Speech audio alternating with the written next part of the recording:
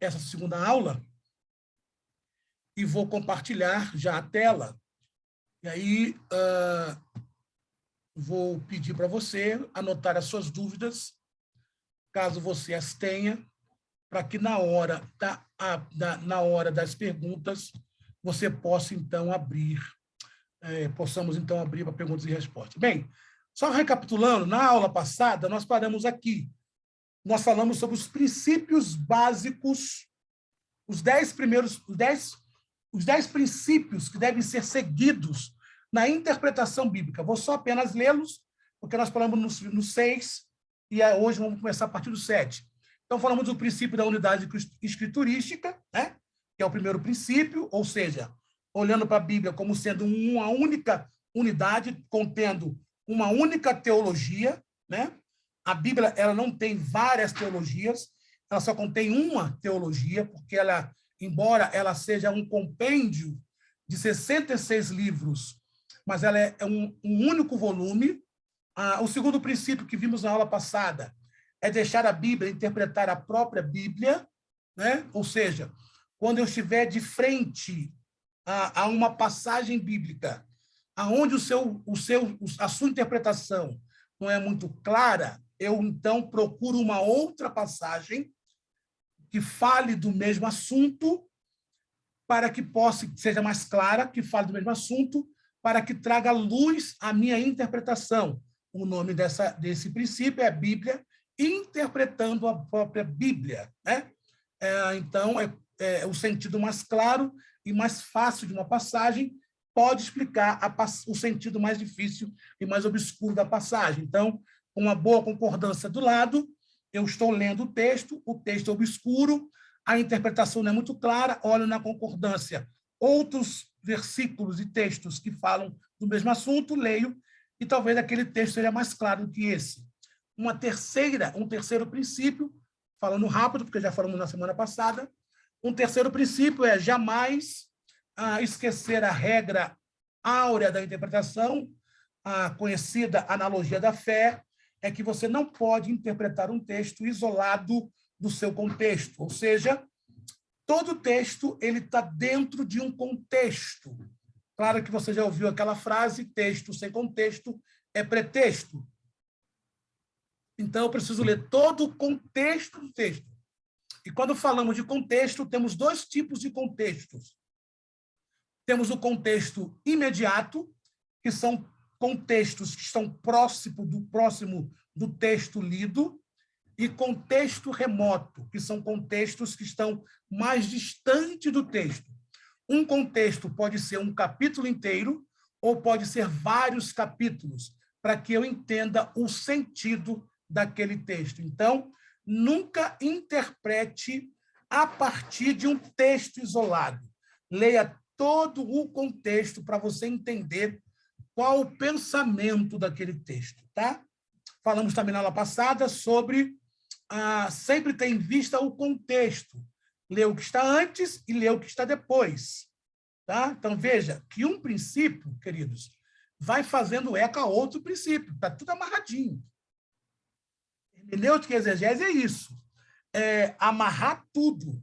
Tá? Não tem como você fugir disso. Então, ler o contexto, o que vem antes e o que vem depois. Ler o contexto imediato, o que vem antes, e o contexto remoto, o que vem depois. Sempre procurar o sentido literal. Sempre que eu me deparar com um texto, leio como se fosse literal. Eu só mudo da literalidade quando não houver mais condições de aplicar aquele contexto na literalidade. E aí, vale uma ressalva que acho que eu não falei na semana passada. Geralmente, talvez um dos livros mais difíceis de se ler literalmente seja o livro de Apocalipse. Tá? Porque a literatura apocalíptica, o gênero apocalíptico, ele é um gênero muito figurado, ele tem muita linguagem de figura, muita analogia, né? Então, talvez o Apocalipse seja um dos livros mais difíceis de se ler literal. Mas, fora o Apocalipse, da Bíblia, estou falando da Bíblia, que é nossa ferramenta de trabalho, digamos assim, né? Fora o Apocalipse, quando você olhar o texto, né, que está diante de você, sempre quando você lê, primeira coisa na minha cabeça, vou ler literalmente, como se fosse isso. Agora, à medida que eu for lendo, aquilo não dê mais para levar para a literalidade, então eu vou buscar o que está ali, se é figurativo, se é simbólico, né? Então, Apocalipse, exemplo. Vamos lá para o Apocalipse, só para você entender o que estamos falando. O Apocalipse, eu não falei isso na semana passada e preciso falar isso hoje. Né? O Apocalipse é um livro muito figurado, porque a literatura apocalíptica é um gênero, tá? O gênero profético, apocalíptico. Ele é muito recheado de figura de linguagem, de analogia, de simbolismo. Então, quando você olha para o Apocalipse, existem coisas no Apocalipse que realmente não dá, logo de cara, para você ler literal. No primeiro capítulo, você lê tudo literal, né? Revelação de Jesus, capítulo 1 de Apocalipse, que Deus lhe concedeu para mostrar aos seus servos os acontecimentos que em breve devem se realizar, por intermédio do seu anjo, expressou ao seu servo João. Isso é literal. Então, o que eu estou entendendo aqui? Que Deus revelou a Jesus, que Jesus pegou essa revelação, entregou para o anjo, e o anjo mandou para João, e João deveria escrever isso. Isso é literal, tá? Isso é literal. Aí, a partir do capítulo 2, você vai ter as 7 cartas, as 7 igrejas, que também é literal. Então, quando João começa a falar sobre as 7 cartas, né, no capítulo 2, a partir do capítulo 2 das 7 cartas, carta a Éfeso, carta à igreja de Esmirna, carta à igreja de Pérgamo, carta à igreja de Tiatira, carta à igreja... E aí vai, né? Tudo isso é literal. Literal. A partir do capítulo 4, de Apocalipse, você começa a ter linguagem figurada, né? Por quê? Porque você vai começar a ver umas figuras aladas, uns seres celestiais diferentes. Então, isso aqui é figurativo. Você começa a entender que ele está usando de figura de linguagem, tá? De simbolismo, de analogia. Então, isso é importante que você entenda, tá bom? Então, o Apocalipse talvez seja o livro mais difícil de se ler literalmente por causa do seu gênero, tá certo? E o último princípio que nós vimos semana passada foi esse, o 6, e você precisa ter várias traduções ou ler o texto em todas as traduções possíveis, antigas e modernas. Então, é bom que você tenha uma Bíblia NVI, é bom que você tenha uma King James, é bom que você tenha uma Almeida corrigida, uma Almeida fiel, é bom que você tenha uma Bíblia na linguagem de hoje, embora eu não goste muito dela, porque em muitos versículos ela tira o sentido do texto, mas é bom que você tenha também, tá? Por quê? Porque essas leituras, nessas várias traduções, elas podem trazer mais luz sobre o que o autor quer dizer. Vimos isso na aula passada. Hoje, na aula de hoje, continuando a nossa caminhada sobre os princípios exegéticos necessários para uma boa interpretação, temos aqui o 7º, que seria apenas o sentido deve ser procurado em cada texto. Isso é importante. O texto que você está lendo, ele não tem vários sentidos. Não, ele só tem um sentido. O texto não fala de várias coisas. O grande problema nosso hoje, irmãos, é que nossa Bíblia ela foi dividida em capítulos e em versículos. Coisas que não era no original. No original era uma leitura reta, sem divisão de capítulos e versículos. E, às vezes, o capítulo e o versículo que nós temos hoje na Bíblia quebra o sentido daquele texto. E, às vezes, nós começamos a ler, aí muda, porque geralmente tem uma epígrafe em cima, né? Uma epígrafe em cima que tem a ver com o texto que vai começar a ler a partir daquela epígrafe. mas aquele texto está falando de um outro assunto. Então, apenas o sentido deve ser procurado no texto. Então, quando você abrir o texto sagrado, exemplo, abra sua Bíblia aí em 1 de Coríntios, capítulo 13. Eu vou ler no aplicativo, que fica melhor para mim, fica mais rápido de encontrar. 1 Coríntios, capítulo 13, um texto bastante conhecido. 1 Coríntios, capítulo 13, que vai falar sobre o amor que vem de Deus. Mas, aonde começa o sentido desse texto? Aonde começa o pensamento desse texto? Não é no 13, é no 12. Por que no 12? Porque no 12, o apóstolo Paulo vai começar a falar acerca dos dons. Dons, ele vai começar a falar acerca de dons, né? Então, ele discorre acerca dos dons, então ele fala sobre dons espirituais, ele vai mostrar aqui sobre 9 dons espirituais, no capítulo 12.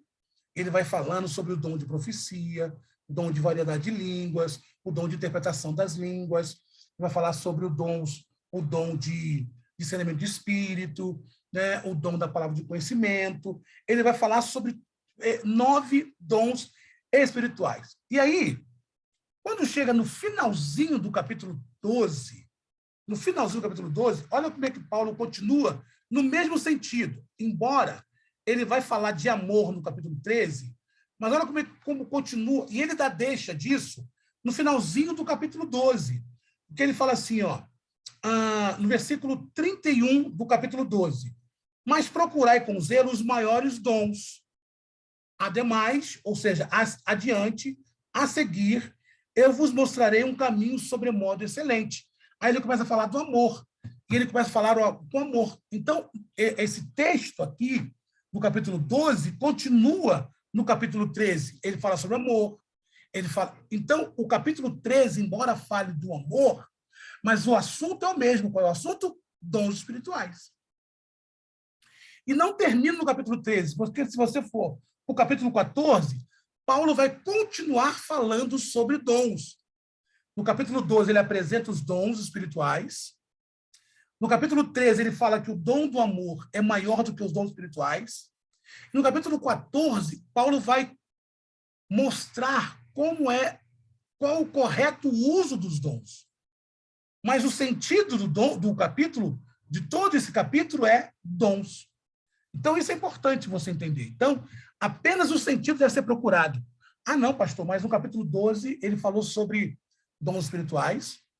No capítulo 13 ele falou sobre amor. E no capítulo 14 ele fala sobre a questão de organização. Não, é tudo sobre dons.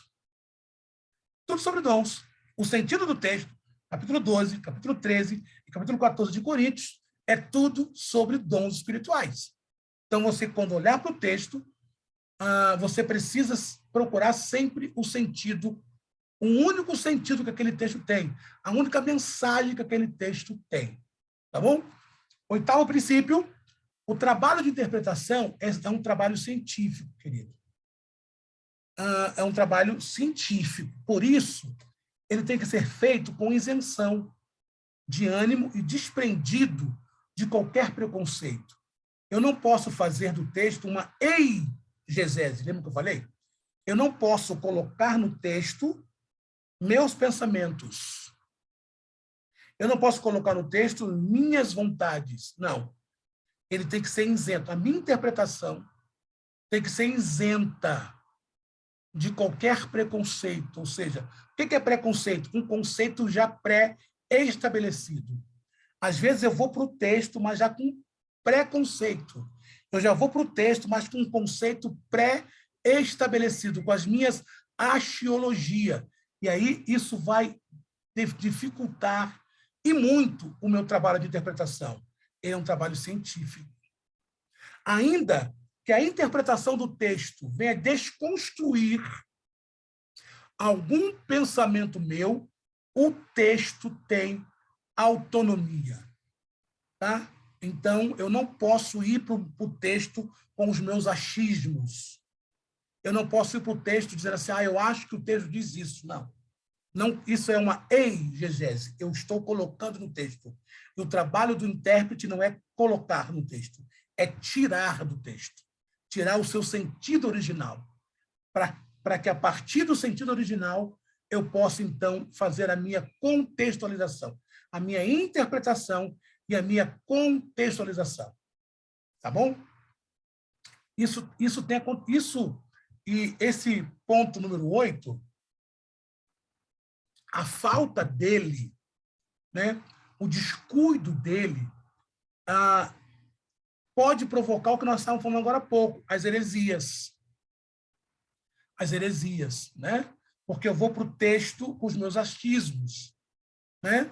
Eu sou machista, então eu vou para o texto lá de Paulo, quando Paulo diz que a mulher fique calada na igreja, então eu entendo que Paulo está sendo contra qualquer tipo de trabalho feminino, né? Então, eu não posso ser assim, tá bom? Nono princípio de interpretação, você precisa fazer algumas perguntas. Fazer algumas perguntas relacionadas com a passagem que você está lendo para chegar à conclusão circunstancial. Tenho que ser honesto? Tenho. Todo o texto vai te responder? Não, mas a grande maioria vai te responder, tá? Nem todo texto vai te responder as suas perguntas, mas a grande maioria vai te responder. Então, tá bom. Quais são as perguntas que eu tenho que fazer para o texto? A primeira pergunta é essa aí, ó. Onde? Preciso perguntar onde. Onde estão as pessoas da história que eu estou lendo? Onde elas estão? Essas pessoas estão aonde? Qual a qualidade? Elas estão na cidade, elas estão no campo, elas estão em casa, elas estão na rua, elas vivem no palácio, elas vivem em choupanas.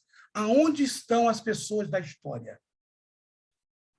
Onde elas estão? Elas estão vindo de onde? Elas estão vindo da onde? Elas chegaram aqui, mas elas nasceram aqui? Elas são nativas daqui ou vieram de algum lugar? Tá? Outra pergunta, elas estão indo para onde? Tá? Para onde elas estão indo? Para onde elas estão indo? Elas estão caminhando para que lugar? Aonde está o autor? O autor está escrevendo da onde?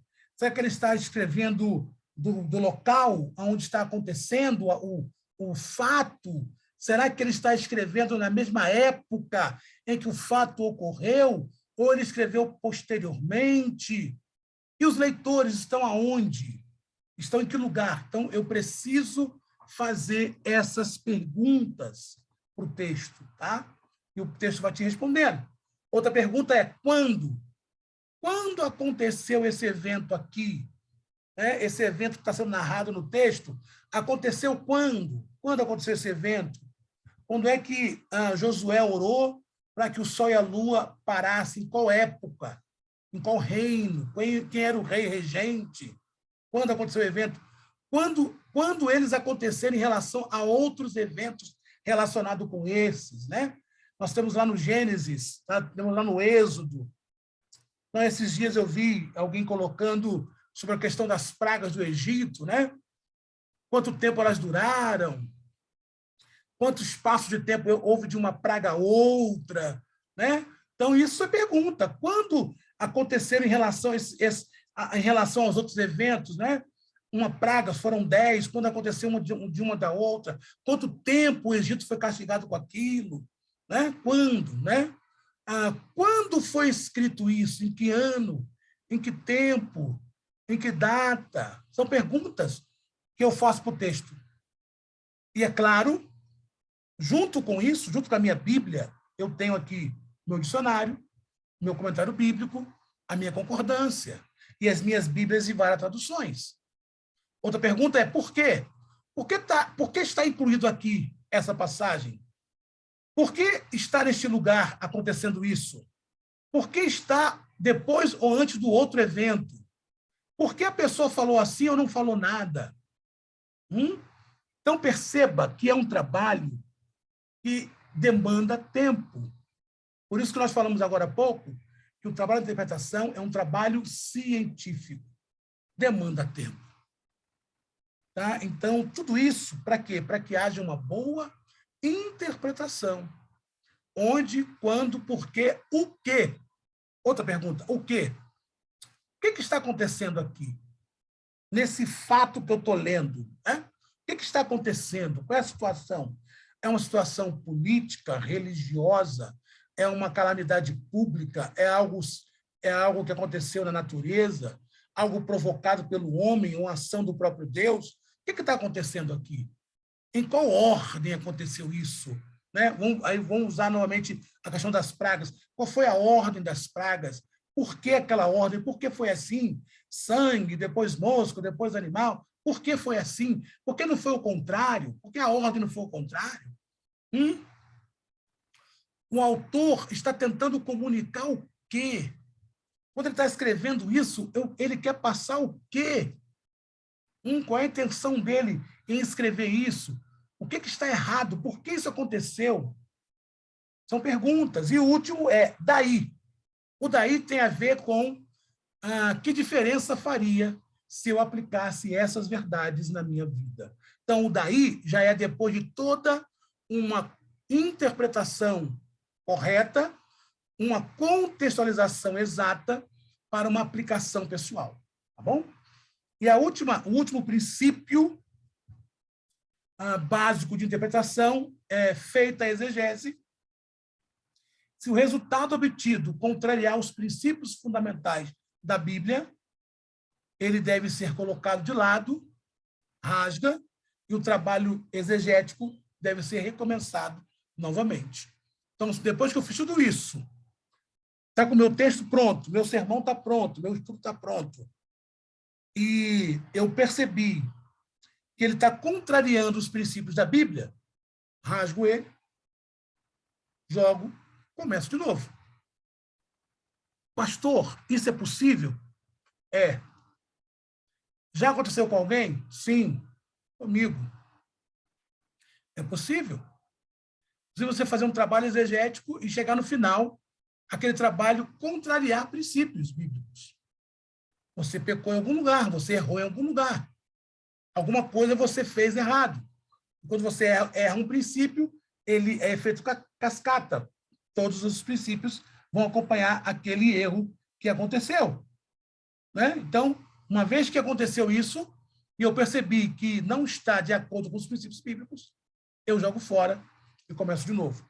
Deixa eu falar uma coisa nesse ponto aqui sobre conjecturas. Né? Pastor, eu posso conjecturar?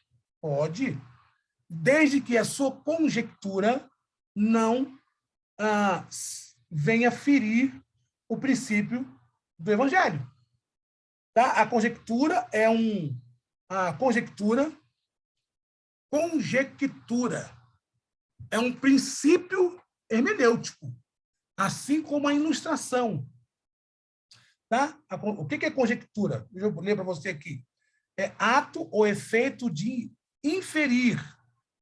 Conjectura é o ato ou efeito de deduzir que algo é provável com base em presunções, evidências incompletas, pressentimentos, conjectura, hipótese. Então, eu posso conjecturar, desde que a minha conjectura não venha ferir todo o sentido do texto, assim como uma ilustração. Certo? Então, eu posso conjecturar, sim. É um recurso que eu tenho. Mas a minha conjectura ela tem que estar fiel aos princípios bíblicos. Tá? Eu posso deduzir, sim, claro. Eu posso, se não está claro, não está muito claro aqui no texto, mas eu posso inferir. Tá? Eu posso inferir. Mas desde que a minha dedução venha a estar próximo da realidade. Tá bom? Fabiano, como observar corretamente o texto bíblico, né? Vimos aí, ó, o texto, ó, o que é quando eu olho a gramática, quem, o contexto imediato, o que está próximo do texto, porque o contexto maior ou contexto remoto, o que vem depois do texto, o quando, a história bíblica, quando está acontecendo, em que época está acontecendo, qual é o período histórico aqui, onde a geografia, onde está acontecendo, se é no campo, se é na cidade, se é na rua, como, né, a cultura bíblica, como era a cultura. Aí, depois que eu faço tudo isso, eu vou para o emissor, os meus receptores, aí sim eu posso trazer a mensagem, tá bom? Então, é assim que funciona, assim, é uma perfeita hermenêutica. Olhando assim, queridos, parece que é muito difícil. Olhando assim, parece que é um bicho de 7 cabeças. Não vou dizer para você que é fácil. Não vou enganar, dizendo para você, é fácil. Não é. Demanda tempo, estudo, mas é possível, sim. É assim que você vai chegar numa boa interpretação bíblica. Quais são os 10 mandamentos da exegese? Bem, em uma análise textual, ou em apenas numa palavra, o exegeta é aquele que está interpretando, ele precisa colocar em prática rigorosamente 10 pontos. Isso aqui é regra fundamental para aquele que se propõe a interpretar os textos. Primeiro, despojar-se de todo pré-julgamento sobre o texto. Quando o exegeta vai fazer a sua análise desta natureza, ele não pode incluir suas ideias sobre o assunto. Exemplo, dizer, eu acho que isso é assim. Isso pode estar tratando disto, ou se trata disto. Não, essas frases não são cabíveis. É preciso excluir tudo o que sabe, pensa ou julga sobre o texto analisado. Não é eu que digo o que o texto tem que dizer, é o texto que me diz o que ele está falando. Então, não é eu acho, tá? Eu acho que pode estar... Não. Enquanto eu não tiver certeza, eu não saio de cima do texto. Não cabe a axiologia. É cirúrgico, irmão. É algo cirúrgico. Porque é formação de opinião.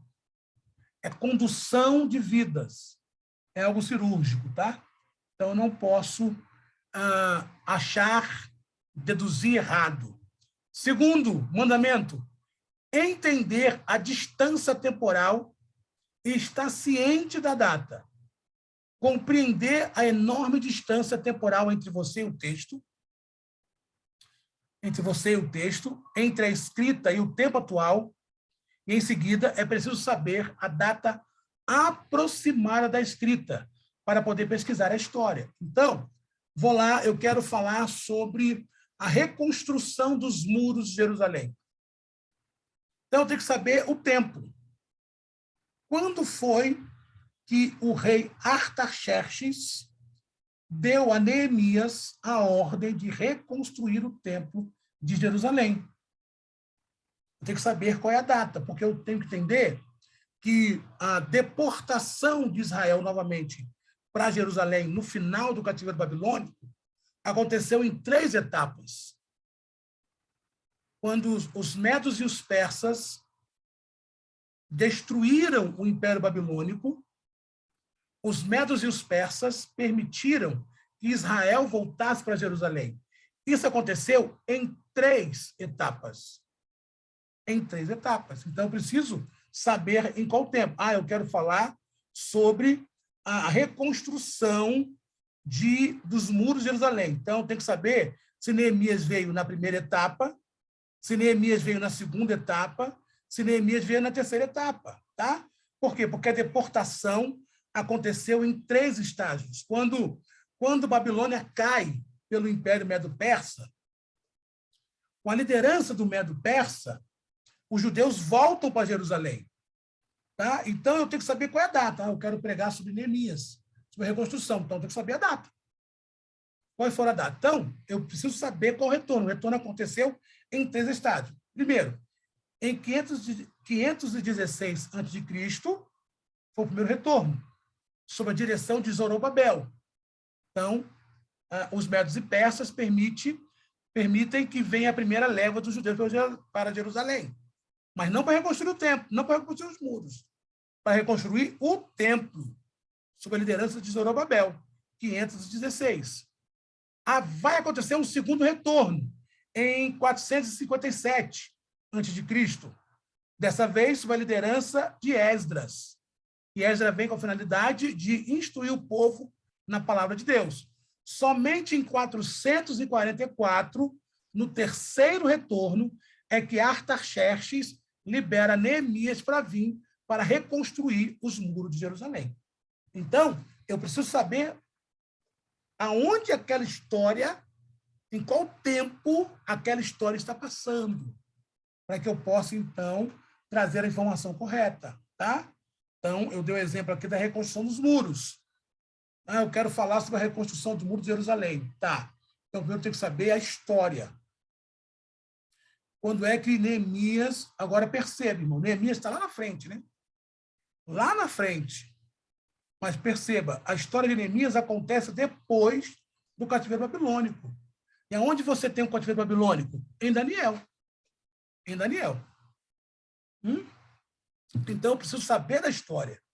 Então, eu preciso entender a distância temporal, estar ciente dessa data, para que eu não possa trazer informações erradas, tá bom? O terceiro, conhecer a história. É necessário estudar a história da época. Necessário você estudar a história da época. Vamos continuar aqui no exemplo de Neemias. Então, eu tenho que estudar a história. Puxa vida. Então, primeiro veio Zorobabel. Aonde eu vou encontrar a história de Zorobabel? Você encontra a história de Zorobabel lá em Ageu. Em Ageu você encontra a história de Zorobabel. Também em Crônicas você encontra a história de Zorobabel. Zorobabel vai reconstruir o templo. Tá bom? Depois veio Esdras. Veio Esdras, em 457. E Esdras veio para quê? Esdras veio para ser o profeta. Na verdade, Deus vai levantar 2 profetas nesse tempo aí, de 447, 57. Deus levanta 2 profetas, o profeta Esdras e o profeta Zacarias, para poder animar o povo na palavra, voltar a estudar a palavra. E depois, em 444, Neemias vem para reconstruir os muros de Jerusalém. Tá bom? Então, eu preciso conhecer, estudar a história da época. Tá? Eu não posso jamais entrar numa briga sem conhecer a sua história. Tá? Quarto princípio de um exegeta, saber a geografia. É preciso conhecer a geografia, isto é, analisar o clima, o relevo, a vegetação, a fauna, os pontos cardeais relativos à localidade da escrita. Aqueles mapas no final da Bíblia não vieram por acaso. Hoje quase não tem Bíblia com mapa no final, né? Mas você tem lá os mapinhas, né? Então, você precisa conhecer o clima. Você precisa analisar o relevo, a vegetação, a fauna, os pontos ali cardeais que são relativos à localidade da escrita que eu estou analisando. Tá? Exemplo, vou falar sobre a viagem de Paulo, a primeira viagem missionária de Paulo. Quais foram os países que Paulo passou? Qual era a vegetação naquele tempo? Exemplo, nós lemos lá a parábola do filho pródigo, né? Quando vemos o filho pródigo querendo se alimentar das bolotas que os porcos comiam. Que bolotas eram essas? O que era isso? Tá? Eu preciso conhecer isso.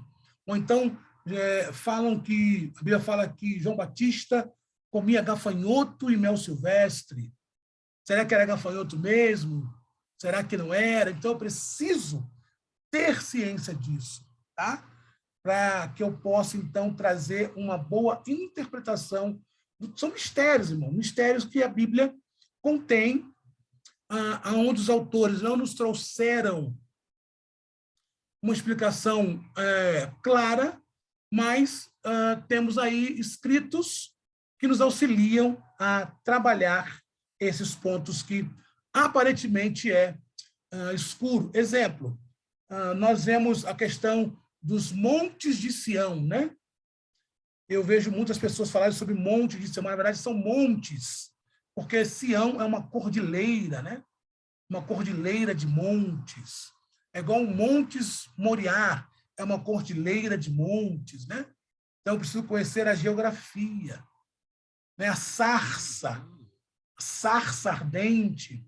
Sarça era um arbusto e Moisés ele não se admira pelo fogo que está na sarça, porque era muito comum devido à secura do local de Midian, secura ao lugar árido, era muito fácil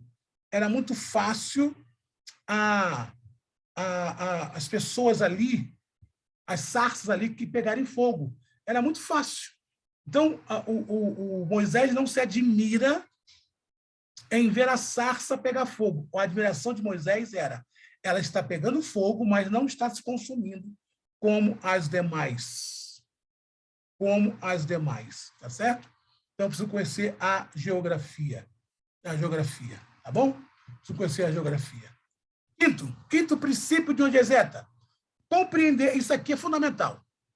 Não que as outras não sejam, mas isso aqui é fundamental para uma boa interpretação de um texto. Compreender a cultura e os costumes do povo da época de cada escrita. É de suma importância conhecer a cultura da época de que é escrita dos textos analisados. Exemplo, iniciado pela língua. Ambos os idiomas, o da escrita e o da interpretação. Então, eu preciso conhecer. Vamos explicar isso aqui. Então, estou lendo um texto no Novo Testamento. Então, eu sei que o texto no Novo Testamento foi escrito em grego. Então, eu tenho que ver se aquele texto que eu estou lendo em grego, se ao transliterar para o português, que é a minha interpretação em português, se ele manteve o mesmo sentido do que no grego. Eu vou dar um exemplo para você muito claro, né? Nós temos aquela parte lá em Efésios, quando Paulo fala assim, amai-vos uns aos outros com entranháveis afeto. Esse texto em Efésios, amai-vos uns aos outros com entranháveis afeto. A palavra entranháveis, em grego, é esplagna. Esplagna significa tripa. Então, Paulo está dizendo assim, amai-vos uns aos outros com amor das tripas. Faz sentido no português? Não faz. No português não faz. Faz sentido no grego? Faz. Porque os gregos acreditavam que a sede das emoções dos homens era o ventre. Então, eles acreditavam que a sede das emoções dos homens, dos seres humanos, era no ventre. Certo? No ventre. Mancala está perguntando se alguém caiu aí a internet. Caiu ou só a irmã Carla que caiu? Ela, se caiu, voltou? Aqui está ok. Voltou. Então está tranquilo. Vamos lá, continuar. Então, a palavra entranháveis no grego é esplagna, que é tripa. Então, Paulo fazendo assim, amai-vos com amor das tripas. Isso não faz sentido no português. No grego fazia. Por quê? Porque no grego, o grego acreditava que a sede das emoções eram as tripas, era o ventre. Então, eu preciso olhar para o texto e falar assim, opa, essa frase não cabe aqui, porque isso não faz sentido na língua da qual eu vou interpretar, no português. Vamos para o grego agora. Lá no grego, lá no livro de Salmos, você tem um texto que diz assim, fortalecei-vos a força do meu chifre. A palavra chifre, do grego, do hebraico cornos, é poder. Fortalecei-vos do meu poder. Não faz sentido no português. Fortalecer o meu chifre? Não faz sentido. Então, preciso ver o costume da época e, na hora de transfigurar ou transpor para o português, eu preciso ver se faz sentido. Aquilo que eu estou lendo no original, se faz sentido na parte em que eu vou interpretar. Então, vindo em seguida isso, depois que eu vi isso, vindo em seguida as classes sociais. O culto, como era o culto? Quem participava do culto? O que ou quem eles cultuavam? Então, eu tenho que olhar isso, né? Então, eu tenho que olhar. Então, vamos olhar para o templo. Você tem... Por que, exemplo, olha que coisa legal. Por que o apóstolo Pedro e o apóstolo João, lá no capítulo 3 de Atos, quando eles estão subindo, eles estão entrando no templo pela Porta Formosa. Que porta é essa? Porque o templo tinha vários compartimentos e várias portas. Tinha a porta dos sacerdotes, a porta dos homens e a porta das mulheres, que era a porta formosa. A porta formosa, quem entrava pela porta formosa? Os gentios e as mulheres entravam pela porta formosa. Os homens judeus entravam pela porta central e na porta frontal entravam os sacerdotes. Então, eu preciso entender como era o culto, como funcionava o culto, qual era a liturgia do culto, quem participava do culto e como eles cultuavam. Outra coisa que eu preciso entender, no sentido de cultura e costume, o que plantavam e como comiam, o que criavam e para que criavam, como eram suas vestes, como era constituída os governos, quem poderia estudar e como eles estudavam, como eram as residências de acordo com a sua classe social, quais eram as ciências que existiam na época do texto que eu estou lendo, qual o relacionamento entre os governantes, súditos, sacerdotes e fiéis, imperadores e reis. Saber como viviam as pessoas da época da escrita, exemplo, as atividades econômicas, o namoro, o noivado, o casamento, as famílias, né? Na verdade, você não tem namoro, né? No tempo bíblico, você não tem namoro. Você tem o noivado, que comumente aparece como palavra despojada, né? O casamento geralmente era feito entre parentes e era feito de acordo com os pais do noivo e da noiva. Como é que funcionava isso? Como era o casamento, tá? Como eram as famílias, as relações entre marido e mulher, pais e filhos, patrão, trabalhador, negociação, né? O velório, o sepultamento, a justiça, as leis, o julgamento e outros. Então, eu preciso compreender o costume da época. Então, para isso, você tem livros que vão te falar todas essas informações. Ao final, vou mostrar para vocês um livro aqui que fala sobre isso, tá? Que você pode adquirir, que vai trazer informações acerca de tudo isso aqui que eu te falei. Então, o bom, irmãos, é que tudo já está pronto. O bom é isso, que alguém antes de nós já sentou, já gastou a pestana, já queimou o cérebro e fez tudo, né? Então, bom é isso. Bom é isso. Certo? Então, basta você ter a literatura certa, na hora certa, no momento certo. Sexto, saber quem foi o remetente. É preciso saber quem escreveu o texto analisando se era um líder religioso, um político, um súdito, um subordinado, um pai, um filho, um amigo, um inimigo. Quem escreveu, né? Quem escreveu aquele texto? Quem escreveu aquele texto ali? Gênesis, quem escreveu? Moisés. Levítico, Êxodo, Moisés. 1 Samuel, Juízes, quem escreveu aquele texto? Quem escreveu aquele salmo? Quem escreveu aquele evangelho? Quem escreveu essas cartas? Eu preciso saber se ele era um religioso, se ele era um político, se ele era um súdito, um subordinado, um pai, um filho, um amigo. Quem foi que escreveu? É importante isso. Saber quem era o destinatário, para quem foi escrito. Né? Ter noção do receptor do texto, analisando se era um líder religioso. Quem está recebendo essa carta? As cartas de Paulo, comumente, as cartas... Você tem 13 cartas paulinas. 13 cartas. Você tem cartas da viagem, cartas que Paulo escreveu em viagens, que são elas: Gálatas, 1ª e 2ª Tessalonicenses, 1ª e 2ª Coríntios e Romanos. São cartas que Paulo escreveu em viagens. Geralmente, essas cartas que ele escreve em viagens, ele está escrevendo para as igrejas. A igreja que ficava na Galácia, que é a carta de Gálatas, a igreja que ficava em Tessalônica, que são as 2 cartas de Tessalônica, a igreja que ficava em Corinto, que são as 2 cartas de Corinto, e a igreja que ficava em Roma, que é a carta de Romanos. Mas Paulo vai escrever também cartas da prisão.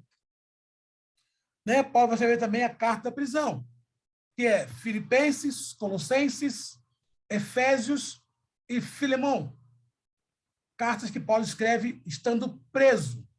Filipenses, Colossenses, Efésios e Filemão. são cartas que Paulo escreve na prisão. E essas cartas, a carta de Filipenses ele escreve para a igreja de Filipos, a carta de Colossenses para a igreja de Colossos, a carta de Efésios para a igreja de Éfeso e a carta de Filemão para o senhor de Onésimo.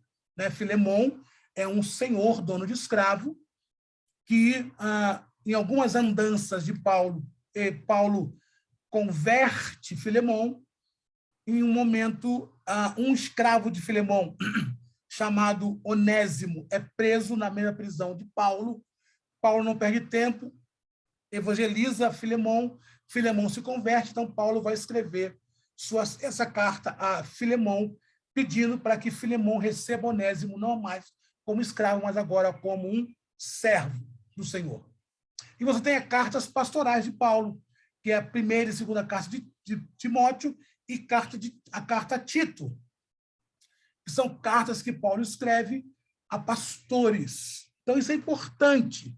Quem são o destinatário? Para quem foi escrito esse material? O Evangelho de Mateus foi escrito por Mateus, que era publicano, mas era apóstolo, foi escrito para os judeus.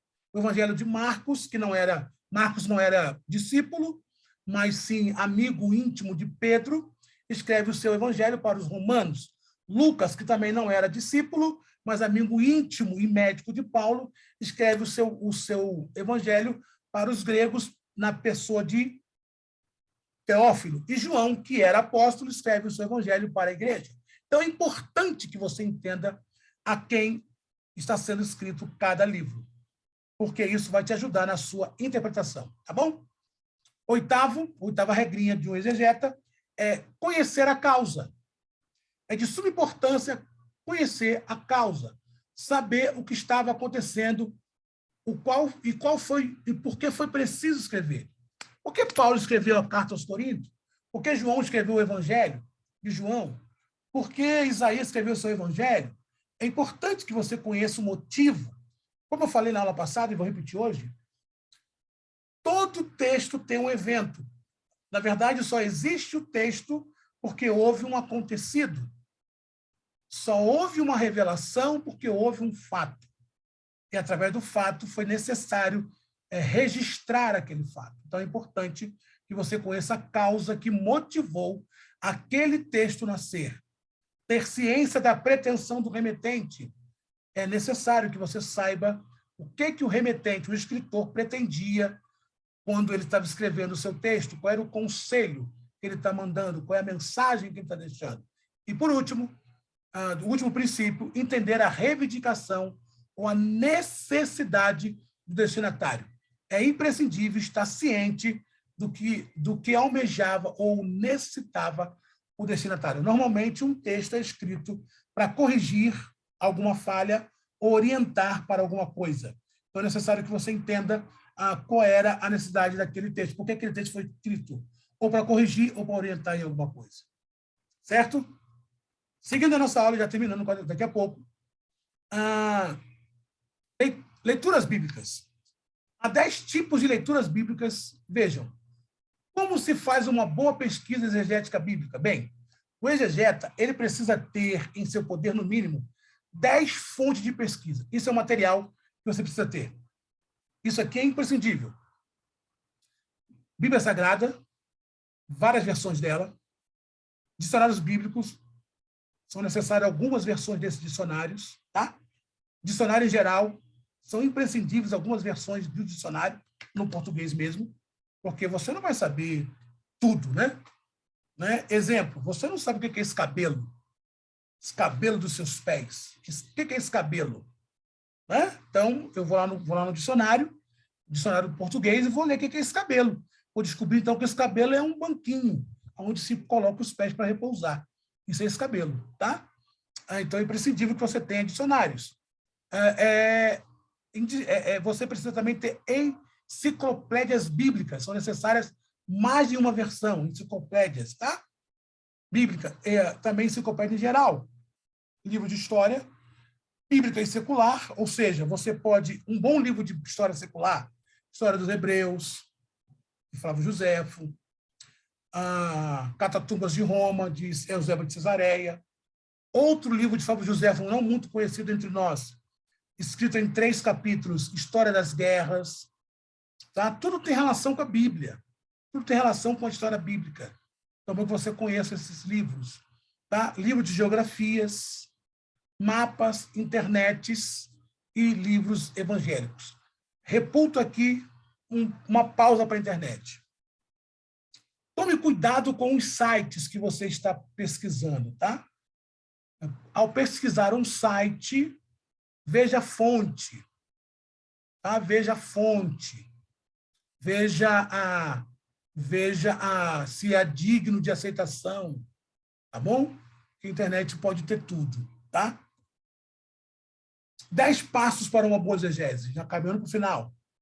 Então, como é que eu posso, depois que eu fiz tudo isso, fiz pergunta, depois que eu vi os princípios, depois que eu pontuei os meus princípios básicos como exegeta, o que eu preciso para fazer uma boa exegese? Primeiro, leia o texto em voz alta, comparando com versões diferentes para maior compreensão. Leia o texto em voz alta. Texto bíblico.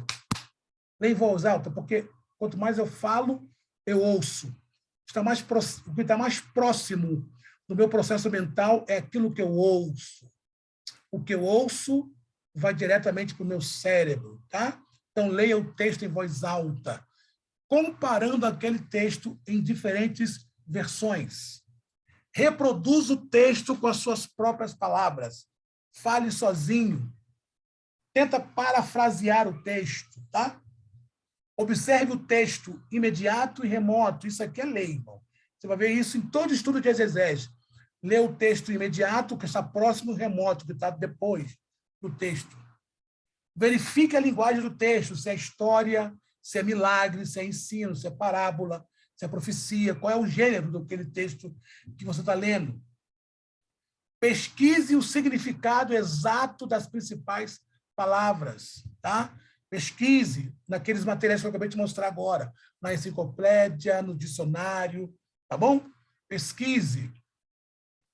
Faça anotações, ó, anote. Opa, vou anotar isso aqui para pesquisar depois. Pesquise o contexto, a época, o país, o costume, a tradição. Pesquise. É outra lei que você vai ver sempre. Pergunte sempre onde, quem, o que e por quê para o texto. Vimos já isso agora há pouco. Organize o texto em ação principal e secundária, ou seja, tópico e subtópico, tá? Tópico e subtópico. E resuma com a seguinte frase: o assunto mais importante desse texto é fidelidade, amor, enfim, você vai descobrir qual é o melhor assunto, o principal assunto daquele texto. Principais leis da hermenêutica. Aí aqui nós terminamos. Falamos até agora de exegese, agora vamos falar um pouquinho de hermenêutica. Lei do contexto, tá? A parte do que vem antes ou depois do texto. Então, você precisa observar a lei do contexto. Nunca interpretar o texto isolado do seu contexto. Lei do texto paralelo. O que é isso? Um texto da Bíblia precisa ser auxiliado na sua interpretação. Eu preciso utilizar o mesmo texto, o mesmo assunto que ocorre em outras passagens da Bíblia. Então, eu vou olhar aquele texto em outras passagens. Texto paralelo. Bíblia interpretando a própria Bíblia. Lei da autoria do texto.